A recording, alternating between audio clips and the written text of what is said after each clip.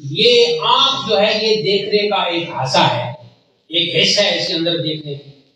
کان کے اندر ایک حص ہے، ایک قوت ہے سننے کی. حص سے مراد قوت، ایک قوت ہے سننے کی. یہ زبان ہے، اس کے اندر بولنے کی اور چکھنے کی ایک حص موجود ہے. ٹھیک ہے جی. یہ 5 حواس ہے، انہیں کہتے ہیں حواس خمسہ علماء کی زبان میں.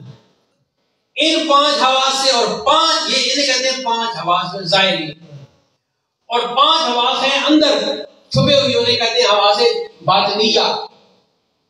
ان میں سے کچھ کہتے ہیں کہ ایک عقل بھی ہے، وہم ہے، خیال ہے، قوت متصرفہ ہے. یہ سارے حواس آپ کے کام کر رہے ہوں اور ان حواس کے ذریعے جو آپ کو علم عطا ہوتا ہے اسے کہتے ہیں ادراک. اور اس میں شامل ہو گیا مشاہدہ. مشاہدہ ان حواس کے بغیر نہیں ہے. یعنی مشاہدہ جو ہے وہ ادراک ہے. پھر ادراک کی 2 قسمیں ہو گئی، وہ ظاہری حواس سے آپ کو ہوگا. اب یہاں کیا فرماتے ہیں شیخ سعدی؟ نہ ادراک در کنہ ذات رسد. کن کہتے ہیں حقیقت کو، اس کی ذات کی حقیقت کو کسی کا بھی کوئی ادراک نہیں پہنچ سکتا. یہاں ادراک ہے نا، عام مطلق فرمایا، کسی کا کوئی ادراک بھی اس کو نہیں پہنچ سکتا. نہ فکرت بغور صفات رسد، اور اس کی صفات پر کوئی غور و فکر کرنے والا نہیں پہنچ سکتا. فکر. اگلا شعر دیکھیں، اور یہ شعر اگر آپ یاد کر لیں تو سبحان اللہ. فرماتے تواں در بلاغت بس صحبان رسید ندر کنہ بے جون سبحان رسید. کہتے ہیں بلاغت میں صحبان تک تو پہنچا جا سکتا ہے مگر اس سبحان تک نہیں پہنچا جا سکتا. صحبان کون تھا؟ صحبان وائل ایک ایسا شاعر اور ایک ایسا ادیب تھا، اس کو دنیا کی ساری زبانیں آتی تھیں اور وہ ہر شخص سے الگ ہی زبان میں گفتگو کرتا تھا. اور کہتے ہیں ایک روایت میں یوں بھی آتا ہے اس کے ایک تعارف میں کہ جو جملہ جو لفظ ایک دفعہ استعمال کرتا دوبارہ وہ استعمال نہیں کرتا تھا. یہ دیکھیں کتنا حیران کن یہ مخلوق ہے. ایک دفعہ آب کہا، دوسری دفعہ پانی کہا، پھر آب نہ کہا، تیسری دفعہ ماں یا مویا کہا، چوتھی دفعہ واٹر کہا، اور اگلی دفعہ پونٹرین کہا، لیکن آپ پہلی دفعہ ہی کہا. تو کہتے ہیں کہ وہ ایک لفظ جو زبان پہ لاتا تھا دوبارہ وہ لفظ نہیں لاتا تھا. لوگوں کو یہ دکھاتا تھا، اپنا فن لوگوں سے منواتا تھا، یہ بتاتا تھا کہ میرے پاس اتنی ڈکشنری ہے، اتنا لغات کا ذخیرہ، مفردات کا، کلمات کا میرے دماغ کے اندر ہے کہ میں ایک لفظ استعمال کرتا ہوں دوبارہ وہ میں استعمال نہیں کرتا.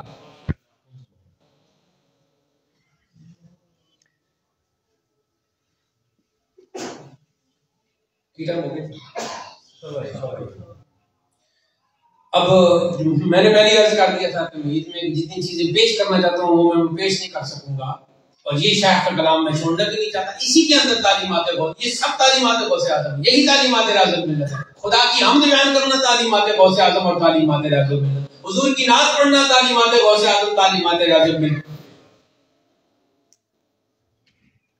مختصر کرتا ہوں اس کو، یہ شعر پڑھنے کے بعد اگلے سارے شعر چھوڑ دوں گا. فرماتے ہیں تمام در بلاغت و صحبان رسید. بلاغت میں صحبان تک تو پہنچا جا سکتا ہے مگر اس سبحان کی حقیقت کو نہیں پایا جا سکتا. آگے اس سوال کا جواب دیا کہ اگر پھر بھی تو کوشش کرے اس کو سمجھنے کی، تو کہتے ہیں کہ خاصان دری را فرس راندان. بڑے بڑے خاص اللہ کے ولیوں نے اس راستے میں اپنی عقل کے گھوڑے دوڑائے کہ خاصان دری را فرس راندان بلا اخسی از تک فرومادان. لیکن پھر وہ دوڑ کے گھوڑے دوڑا کے اس تگ و دو کے بعد کیا تھک گئے، اور جب تھک گئے تو ان کی زبان پہ تھا لا اقسی. لا اقسی یہ مولانا وارث صاحب بیٹھے، یہ تنبیہ ہے، حدیث ہے. ٹھیک ہے جی. آپ صلی اللہ علیہ وسلم نے ارشاد فرمایا لا اقسی ثناء علیک کما اثنیت علی نفسک. یا اللہ میں تیری ثنا نہیں کر سکتا. یہ حضور کہہ رہے ہیں لا اقسی ثناء علیک. اقصا یقصی اقسان، گننا شمار کرنا، وہ کیا ہے جی؟ بل تو اردو نعمت اللہ ہے لا تحصوها، یہ وہی تحصوه اسی سے ہے. تو گن نہیں سکتے. حضور فرما رہے ہیں جنہیں اللہ نے ساری کائنات کا علم عطا فرمایا جی وَعَلَّمَكَ مَا لَمْ تَكُنْ تَعْلَمْ کہ آپ کو وہ سب کچھ سکھا دیا جو آپ کے علم میں پہلے نہیں تھا. اور اس میں بھی علمک بتدریج آپ کو ہر چیز سکھا دی. ٹھیک ہے جی. اس کے باوجود حضور نے کیا فرمایا؟ حضور کی اللہ کی بارگاہ میں کیا عرض کی؟ لا احصی ثناء علیک کہ ثنا جاننا جتنی تیری ہے وہ شمار میں نہیں آ سکتی. اب تیری ثنا کون سی ہوگی؟ کما اثنیت علی جو تو نے اپنی خود تعریف کی ہے بس تعریف ہوئی. تیری تعریف وہی ہے جو تو نے خود کی. جیسے قرآن میں اللہ نے خود فرما دیا الحمدللہ رب العالمین. ہر قسم کی تعریف اللہ کی. اس کی الحمد پر لوگوں نے پوری پوری کتابیں لکھی. اور کیوں نہ لکھتے کہ اس میں حمد کی تعریف کی وہ ساری باتیں آ گئی. تو فرمایا کہ جب خاصوں یعنی جو خواص تھے، جو اہل علم تھے، جو اہل فن تھے، جو اہل دل تھے، جو اہل ذوق تھے، جو اہل تحقیق تھے، ان سب نے جب تحقیق کی تو پھر کیا ہوا؟ بلا اسی استغفروا مانان نہ ہر جائے مرکب تما تاختن کہ جاہا سپر بایدن تاختن. تو پھر یہاں ایک سوال پیدا ہو. آگے جو اشارے کو میں نہیں پڑھوں گا اسی کا وہ کرتا ہوں کہ سوال پیدا ہوتا ہے کہ شیخ سعدی آپ جو فرما رہے ہیں اور یہ ساری باتیں بھی آپ نے کر دی ہیں کیا کریں؟ پھر ہم کدھر گھوڑا دوڑائیں؟ اپنی عقل کا گھوڑا کس جانب اس کا منہ موڑیں؟ تو فرماتے ہیں کہ نہ ہر جائے مرکب تما تاختن. ہر جگہ ایسی نہیں ہوتی جہاں آپ اپنا گھوڑا دوڑاؤ ہی دوڑاؤ کہ جہاں سے پر بایدن تاختن. کتنی جگہ ایسی ہوتی ہیں کہ وہاں اپنے ہتھیار پھینکنے پڑتے ہیں. وہاں اپنے ہتھیار پھینکنے پڑتے ہیں. نہ ہر جائے مرکب تما تاختن کہ جہاں سے پر بایدن تاختن. اور آگے اگلے جو شعر ہے ان کا مفہوم یہ ہے کہ پھر جس سالک کو کوئی گر بتا ہی دیا اپنی حقیقت کا تو پھر فرماتے ہیں اس کو اپنی حقیقت کا گر بتانے کے بعد دنیا میں نہیں رہنے دیا، اپنے پاس بلا دیا. کسے دیگر سال کے مار میں راز گشت ببندت بروے در باز گشت. اس پر پھر جو نا پھر واپس آنے والا جو دروازہ تھا نا وہ اس پر بند کر دیا. اور آگے کیا؟ کسے را دنی بزم ساغر دہن کہ دارو بے ہوشیش در دہن کہ جس کو اس بزم ساغر پلاتے ہیں نا علم کا اور مارے میں راضی ہونے کا، جب ساغر پلا دیتے ہیں تو ساتھ ہی دوسرا ساغر بے ہوشی کا بھی پلا دیتے ہیں. وہ بے ہوشی میں چلا جاتا ہے، کسی اور کو نہیں پتا. اور کسی اور کو کہتے ہیں کہ منصور نے شیخ منصور نے انل حق تھا تو کیا یہ حق نہیں تھا؟ تو دوسرے بزرگ نے جواب دیا حق تھا لیکن ان سے غلطی کیا ہوئی؟ جب یہ حق ہے انل حق حق. آگے کہتے تھے مگر کہنی میں کیا کہنی نہ تھی؟ یار کی محفل سے باہر یار کی محفل کی بات. یار کی محفل کی جو بات تھی وہ یار کی محفل سے باہر نہیں کہنی تھی. یہ غلطی کر دی تھی. وگرنہ وہ ان کا جو کلمہ تھا وہ کہنا درست تھا. اس کے بعد ہم کے بہت سارے اشعار باقی ہیں اور آخری جو دو شعر ہیں اس حمد کے نعت کی طرف جو آپ نے گریز فرمایا شیخ سعدی نے، تو وہاں فرمایا خلاف پیمبر کسیرا گزید کہ ہرگز بمنزل نہ خواہد. جس نے بھی رسول کریم صلی اللہ علیہ وسلم کی اطاعت نہ کی، آپ کے رستے کے خلاف کوئی اور رستہ اپنا لیا، وہ پھر منزل پر نہیں پہنچ سکتا. مپندر سادی کے راہ صفا تمام رفت جز بر پے مصطفیٰ. اے سادی تو یہ خیال نہ کر، یہ مت سوچ کہ تو مصطفیٰ کا رستہ چھوڑ کر خدا تک پہنچ جائے گا. راہ صفا تجھے حاصل ہو جائے گی، وہ تجھے نہیں ہوگی. آگے ترجمہ نہیں کروں گا، نعت کے اشعار ویسے پڑھوں گا. فرماتے ہیں کریم السجایا جمیل الشیم نبی البرایا شفیع الامم امام رسول پیشوائے سبیل امین خدا محبت جبرائیل شفیع الورا خواجہ باس و نشر امام الہدا صدر دیوان حشر کلیمے کے چرخے فلک پورے اوس ہمان نورہا پردوے نور اوس یتیمے کے ناکرد قرآن درست کتب خانہ چند ملت بشست چوز مشبرہ ہے شمشیر دین بموجز میان کمر زد دنیم چسی کش در افواہ دنیا فتاد تزلزل در ایوان کسرا فتاد بلا قامت لات بشکست و خر بیداد دنیا بے عزاب بود لا کی جو تلوار لائی تو لات اور عزا سب کو گرا دیا نہ اللہ تو عزا برآورد کر کہ توریت و انجیل منسوخ کر شب پر نشست فلک پر گزشت بتمکین و جا عزم لقدر گزشت چنا گرم درتی ہے قربت گرام کہ در صدر جبریل از باغمان بدو گفت سالار بیت الحرام کہ اے حامل وحی برتر خرام جب جبریل رک گئے تو آپ نے فرمایا تو حامل وحی ہے مجھ پہ وحی لاتا ہے تو رکیا میرے ساتھ چل تو جبریل نے پھر جواب دیا آپ نے فرمایا چدر دوستی مخلصم یافتی انعام ز صحبت چراتا کیا شعر ہے حضور نے فرمایا اگر تو نے مجھے مخلص پایا ہے دوستی تو پھر تو مجھ سے دور ہو رہا ہے مجھ سے صحبت اپنی ختم کر رہا ہے تعلق ختم کر رہا ہے یعنی مخلص دوست کو کبھی بھی نہیں چھوڑنا چاہیے اس سے یہ نقطہ ظاہر ہو رہا ہے شیخ سعدی زہر میں ضمنی طور پر یہ نقطہ بھی سمجھا رہے ہیں تو کیا آگے عرض کی بگفتہ فراتر مجالم نمان بمانم کے نہروے بالم نمان اب میرے جو بات سے مراد یہاں پر ہے اب میرے پروں میں اتنی طاقت نہیں رہی کہ میں آگے بڑھوں اگر یک سرے موے بردر پرم پروگے تجلہ پہ سہوزت پرم اگر بال جتنا بھی میں آگے بڑھ جاؤں یا رسول اللہ تو تجلہ اور تجلی اور خدا کے نور قدیم کا جو فروغ ہے جو چمک ہے جو شعاع ہے وہ مجھ پہ پڑے گی تو میرے پاس جو ہے وہ جل جائے گی تو یہ پھر آگے فرماتے ہیں کہ نماند بریسیاں کا سیدر گرو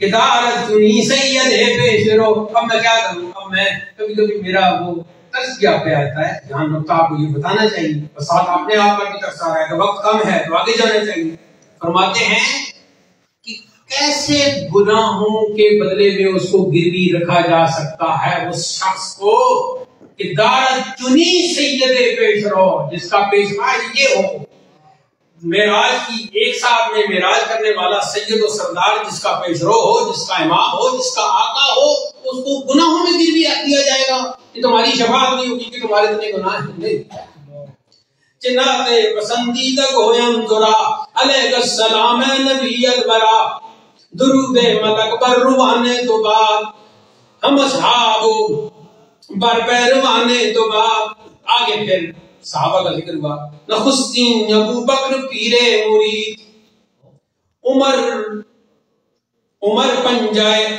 پنجبر بیخ دیوے مرید یہ پہلے مصری میں آیا ہے مرید کا معنی ہے شیخ کا مرید عقیدت مند ارادت رکھنے والا محبت رکھنے والا ٹھیک ارادت سے بنا ہے مرید اور اگلے مصرع میں مرید کا معنی ہے سرکش خرد مند عثمان شب زندہ دار چہارم ملی شاہ دلدل سوار خدایا بحق بنی فاطمہ کہ برگول ایمان کنی خاتمہ یہاں پر پھر یہ واسطہ دیا صحابہ کا بھی واسطہ دیا یہ دعا ایسی پڑھنی چاہیے کچھ لوگ خدایا بحق بنی فاطمہ سے شروع کر دیتے ہیں غلط وہ بھی نہیں لیکن یہ پیچھے سے یہاں ان نخستین ابو بکر پیر مرید سے اگر شروع کریں تو بہت بہتر ہوگا آگے فرماتے ہیں چکم گر گدائے صدر فرخندہ پہ یہ قدر رفیت پر درگاہ ہے جو ہے یہ حی اللہ کا جو کلام یا حی یا قیوم لیکن شعر اور کافیت کی وجہ سے یہاں خیر بڑھ جائے کہ باشند مشتے گدایان خیر بمہمان دار السلامت تو ہے یہ قطع باندھا ہے دونوں شعروں میں عرض یہ کر رہے ہیں یا رسول اللہ اگر آپ اپنے دار السلام جنت کے جو آپ کے مہمان ہوں گے آپ کے غلام ان کے تو خیر ان کے تو خیر جن کا بھی ذکر ہوا ہے اگر وہاں ہمیں بھی شامل کر دیں، ساتھی کو بھی شامل کر دیں تو کیا ہو جائے گا، کیا کمی آ جائے گی؟ آگے فرماتے ہیں خدایت ثنا گفت و تبجیل کر، زمین کو سے قدرے تو جبریل کر، بلند آسماں پیش قدرت خجل، تو مخلوق و آدم ہن ادا بگل، تو اصل وجود آمدی از نفس، دیگر ہر موجود شد فرعتس، ندانم قدامی سخن گویمت، میں نہیں جانتا یا رسول اللہ کہ میں آپ کی نعت میں کون سا لفظ ہوں، مجھے کچھ سمجھ نہیں آیا۔ اتنی بڑی اتنی مفصل نعت لکھنے والا شخص ابھی کہتا ہے ندانم قدامی سخن گویمت کہ بالا تریزاں کے من گویمت، میں جو کچھ بھی کہوں گا یا رسول اللہ آپ اس سے بالا ہے، بالا ہے، اعلیٰ ہے، عالی ہے، اعظم ہے، احسن ہے، اجمل ہے۔ آگے فرماتے ہیں ترائز لولا تمکین بسس، آپ کو یہ جو لولاک والی عزت ہے نا یہی کافی ہے یا رسول اللہ۔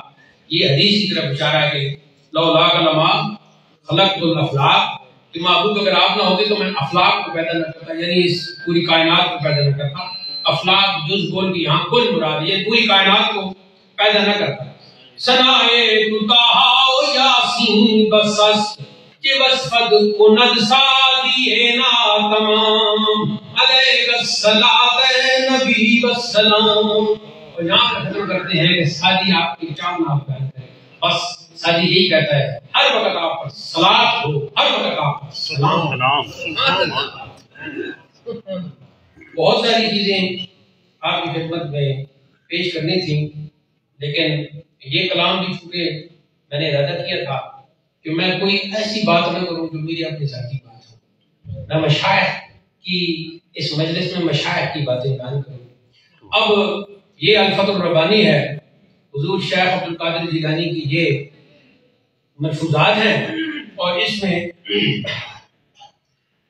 جو بھی آپ مجلس مبارک کرتے تھے تو پھر وہ جمع کرنے والے کو لکھتے رہے، اور اس میں ساتھ ترجمہ بھی ہے۔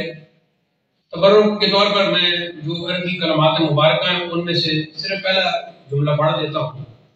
آپ غوث پاک فرماتے ہیں کہ الاعتراض علی الحق عز وجل عند نزول الاقدار، کہ اقدار قدر کی جمع ہے، قدر کا مطلب تقدیر ہے، کہ تقدیریں مختلف ہوتی ہیں، کبھی انسان پہ دکھ اور بلا کا نزول ہوتا ہے، کبھی خوشی اسے ملتی ہے، کبھی اس پر مختلف قسم کے امتحانات آتے ہیں، تو ان امتحانات میں پھر بندہ جو ہے وہ کمزور ہونے کی وجہ سے اللہ پر اعتراض کر دیتا ہے۔